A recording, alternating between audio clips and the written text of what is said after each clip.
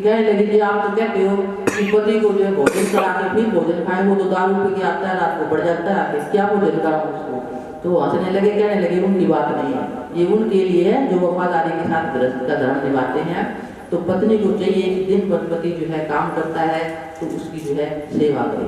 मैंने शिमला में ऐसा एक पेड़ देखा था, वो स्त्री सारा घर का काम करती थी, उसका हस्बैंड हिमाचल यूनिवर्सिटी में मैथ का चेयरमैन था और वो इतना काम करती थी और कई बार वो गुस्सा भी करता था। हम गए हुए थे एक बार, तो लेडी हंस करके जवाब देती, जैसे मैं सविता को बता रही थी इसी तरीके से वो थे। एक कपल वो देखा था, तो मैंने कहा महाराज जी को क्या सत्संग दोगे। उससे मैंने पूछा भी, मैंने कहा आपको बेटे गुस्सा नहीं आता। कहने लगी मैडम दिन भर तो ये काम करते हैं, बच्चों को पढ़ाते हैं, कोई किसी तरह का आता है, कोई किसी तरह का सिर खपाई करके आते हैं, अब इनको गुस्सा भी आएगा तो बात कौन सुनेगा, मेरे पे ही निकाल सकते हैं। मैंने कहा महाराज जी ये संत है, कहाँ संत देखोगे, देखो सोच ही बता रहे, कहते कि दिन भर ये कमाई करते हैं तो गुस्सा आएगा तो बात कौन सुनेगा इनके गुस्से को, तो ये आके मेरे पे ही निकालेंगे ना। और मैं चुप हो जाती हूँ कि कोई बात नहीं, थोड़ी देर का गुस्सा है, जब शांत होते हैं तो अगर मेरी गलती नहीं होती है तो मैं कह देती हूँ देखो आज आपने गुस्सा किया, मेरी गलती नहीं थी, तो मान जाते आज बोल देते हैं कि मेरे से गलती हुई। इतनी ही तो बात है, ये गृहस्थियों के धर्म है। अगर उनको इस तरीके से जीना आ जाए कि भी घर में एक दूसरे को सुख दे, थोड़ी सी देर के लिए आवेश आता है, गुस्सा जो है थोड़ी देर का है, उस समय मौन हो जाए। कड़वी बात सहनी बड़ी मुश्किल है, मैं जानती हूँ, लगती है तीर की तरह, उस समय केवल मौन हो जाए, ये सोच के कि इसकी बस की बात नहीं है कि इसके कोई जन्म जन्मांतर के संस्कार हैं। क्योंकि महाराज जी क्या कहते थे कि संसार एक नाटकशाला है, यहाँ सब अपना अपना रोल करने के लिए आए हैं, तो किसी की कैसी प्रकृति है और लेने देने के चक्कर है, कोई सास बन के आ गई, कोई भाई बन के आ गया, कोई बाप बन के आ गया, कोई पड़ोसी बन के आ गया, जिसने आपसे लेना है वो लेके रहेगा, आप रोक नहीं सकते। कोई लड़की बन के आ गई, दामाद आ गया तो खुशी खुशी देते हो आप, कोई डॉक्टर बन के ले गया, कोई वकील बन के ले गया, आपको देना पड़ेगा। जो पिछले जन्म में लिया हुआ है किसी न किसी रूप में वो आपका कर्जदार बन के आएगा, रिश्तेदार में नजदीक बन के आएगा या किसी और तरीके से आएगा, आपको देना पड़ेगा।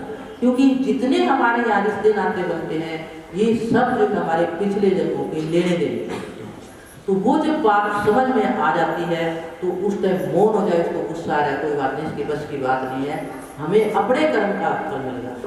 आप अपनी जगह, महाराज जी कहते हैं सास हो तो ऐसी सास बन जाओ, बहू कहे भगवान जैसे मेरे को सास मिली है परमात्मा सबको, और सास कहे मेरे जैसे बहू आई है परमात्मा ऐसे बहू सबको।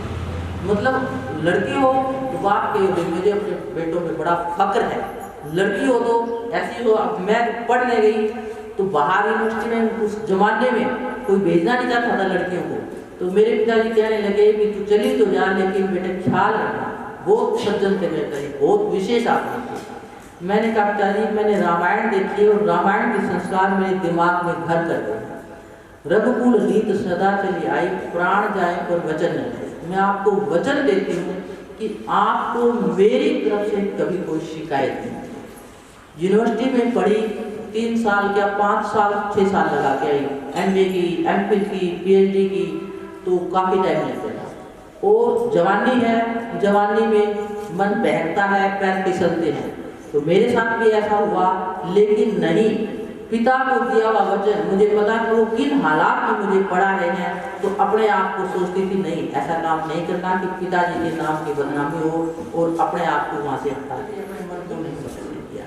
ये है हमारे, अगर हम ऐसा रोल करें कि हाँ माँ बाप को फक्र हो। मेरे पिताजी चाहते थे कि मेरी 5 लड़कियां हैं लेकिन मेरी लड़कियां पढ़ लिख करके लायक की जाए, सबको उन्होंने एजुकेशन दी। और मेरे पिताजी को लोग ताने मारते थे इतनी लड़कियों को कैसे पढ़ाएगा, गरीबी थी, लेकिन उनके विचार इतने सुंदर थे कि वो सोचते थे कि मेरी लड़कियों को अगले घर में जाके कोई तकलीफ ना, कहीं कोई पैसा देने की जरूरत नहीं पड़ी, सभी जो है अच्छी पढ़ाई पड़ गई। तो कोई इस तरीके से ईमानदारी से काम करता है और जी लगा करके अपनी ड्यूटी को समझ करके ये समझो कि ये तो मेरा कर्तव्य है, तो उसके घर में कोई अभाव नहीं है। ये आप सोचते हो ना बच्चों की पढ़ाई महंगी होगी, खूब कमाते हो, नोटों पे लगे रहते हो, धन के पीछे पड़े रहते हो, सब रिश्ते नाते धन कमाना, तो वो खाली धन आपके किसी काम नहीं आएगा, वो बेटा 1 मिनट में बर्बाद कर देगा कमाया। इसलिए कहते हैं धन की 3 गति बताई गई है।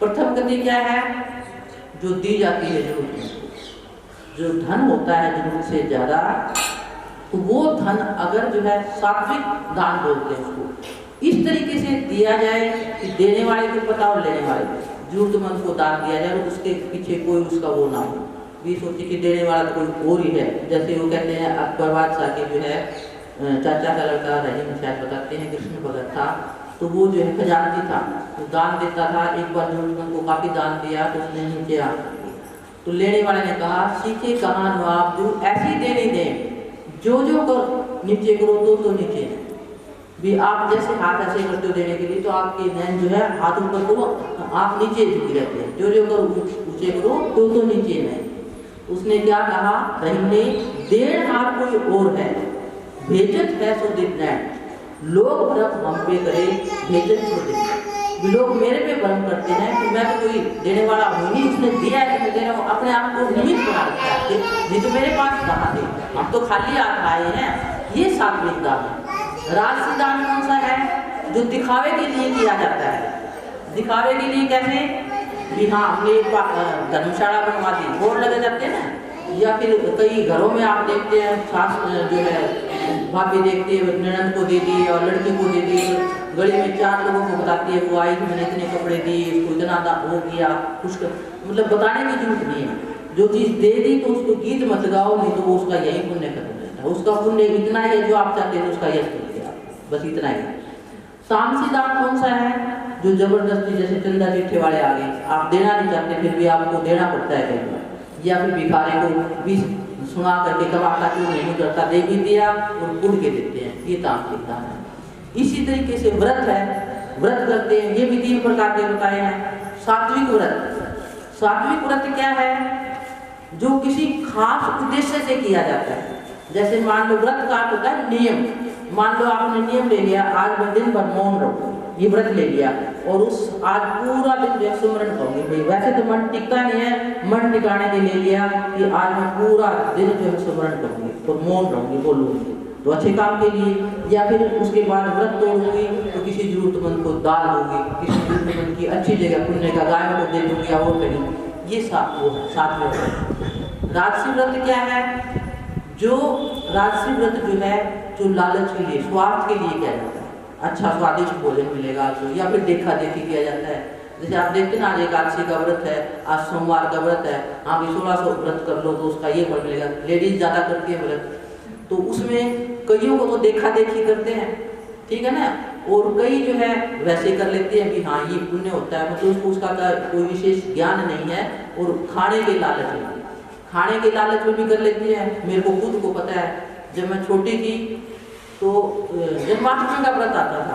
जन्माष्टमी का व्रत में क्या होता था, बड़ा कठोर व्रत था, पढ़ते हुए ज्ञान तो था नहीं, तो उसमें पूरे दिन में सिर्फ एक बार पानी या चाय पीते थे और रात को 12 बजे व्रत तोड़ते थे। तो रात को 12 बजे व्रत टूटता था, तो उस समय मेरी माँ सोचती थी ये लड़की जो है पूरा दिन भूखी रहती है तो एक पाव खोए की मिठाई मिलेगी, और मेरे मन में यूँ रहता था कि खोए की मिठाई मिलेगी, आज तो पक्का ही व्रत करना है, खाने की लालची थी मैं, तो बता रही हूँ ये जीभ का स्वाद था भी आज खोए की मिठाई मिलेगी। तो ये इन व्रतों का कोई महत्व नहीं है, ये मैंने खुद ने किया हुआ है, ज्ञान तो था ही नहीं। तो ये राजसी व्रत है। आप देखते हो आज गली आती है, नवरात्रों में देखते हो ना आप, विशेष थालियाँ आती है, व्रत की थाली, वो सोचते हो कोई पता नहीं पकौड़े बना कुछ के पता नहीं क्या कुछ पकवान खाते हैं, तो ये इन व्रतों का कोई महत्व नहीं। और फिर है तामसिक व्रत। तामसिक व्रत क्या होता है, जो जबरदस्ती करवाया जाता है, जैसे किसी की सास करती है, बेटी चाहती नहीं है तो वो कहते हैं ना तो व्रत कर, अपने मान्यता है, ये संस्कार है, वो कह तो लेती है, छिपके तोड़ भी लेती है, खा भी लेती है। तो ये नियम बनाए हुए हैं, इनका अगर किसी का भाव सच्चा है, काम क्या चीज करती है, काम आपका भाव जब वो काम करता है, आपकी नीयत जो है वो काम करती है। तो सज्जनों, मुख्य बात मैं जो आपको बताना चाहती हूँ वो पहली बात तो ये लोक की है, और ये लोक बनेगा आपके विचारों से, आपके सुंदर कर्म से। अपने कर्म ऐसे बढ़ाओ, क्योंकि हर इंसान को अपने किए कर्म का फल मिलता है, कोई कर्म के फल से बच नहीं सकता, चाहे आप कहीं चले जाओ। आपने जुबान से भी किसी को बोल दिया तो भी आपका कर्म, कई कहते हैं हमने तो कुछ किया ही नहीं, जुबान से पता नहीं क्या किसको ऐसे कड़वे शब्द कह देते हो, आप तो भूल गए, गुस्से में आके कहा गया, लेकिन अगले की तो ऐसी लगी को जिंदगी भर नहीं भूल सकता, तो उसकी सजा उसको नहीं मिलेगी। अगर उसने बदले में आपको कर दिया, दैले पे दैला मार दिया, फिर तो कर्म उसका भी बढ़ गया।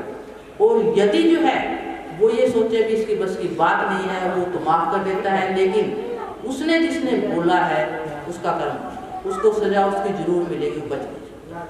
तो ये चीजें सत्संग से पता चलती है। तो धीरे धीरे एक दिन का विषय नहीं है, आप सत्संग सुनते रहो।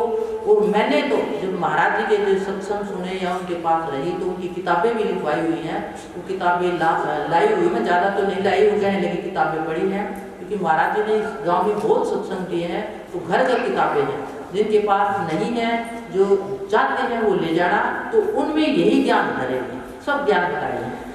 उसके बाद जो है आगे का रास्ता शुरू है, और उसका अधिकारी कोई है, क्योंकि जब तक कोई अधिकारी नहीं होगा उसको ज्ञान नहीं मिलेगा। विषयों से जो हुए उदासा परमार्थ की जानना चाहिए, अधिकारी की बात बताती हूँ। विषयों से जो हुए उदासा परमार्थ की जानना चाहिए। धन संतान प्रीत नहीं जाके, जगत पदार्थ जाने लगे। तन इंद्रिय आसक्त में हुई, भूख नींद आलस जिन कोई, विरहवान जिस हृदय लागा, पूजन फिरे।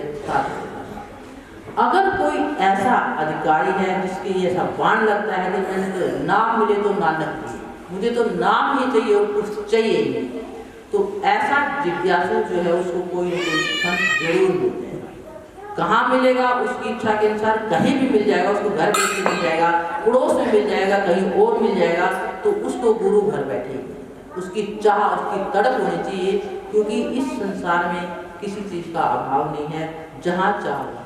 तो आप जिस चीज के अधिकारी हो, अगर ऐसे अधिकारी हो केवल आपको नाम ही चाहिए तो आपको नाम मिलेगा, और उसके साथ साथ आपकी जरूरतें भी पूरी होती जाएगी। तो वास्तव में अगर आप किसी संत के संपर्क में आ गए हैं तो आपके घर में किसी चीज का अभाव है। अगर कोई संत है तो संत की नजर में आप आ गए तो संत के पास जाने से आपको किसी तरह की, ये मैंने देखा हुआ है महाराज जी के साथ। तो इसलिए जो है फिर ऐसे गुरु की तलाश करो और फिर सोचो कि वो चीज कैसे, फिर जहां आपका विश्वास बढ़ जाता है, हाँ ये गुरु सही है, ये बात सही बता रहा है, तो उनसे फिर विधि सीखो कि मैं अंदर में उस परमात्मा को जानना चाहता हूँ, तो मुझे वो रास्ता बताया है। तो इसके लिए जो है फिर वो आपकी प्रकृति देख करके आपको साधन बताता है कि आप जो है ये साधन करो और इस तरीके से आगे चलो। तो ये एक दिन का विषय नहीं है, लोग नकल करते हैं। महाराज जी के साथ जो है मैं काफी 25 साल मैं महाराज जी के साथ रही हूँ, तो कहते थे महाराज जी मेरा तो शब्द खुल गया,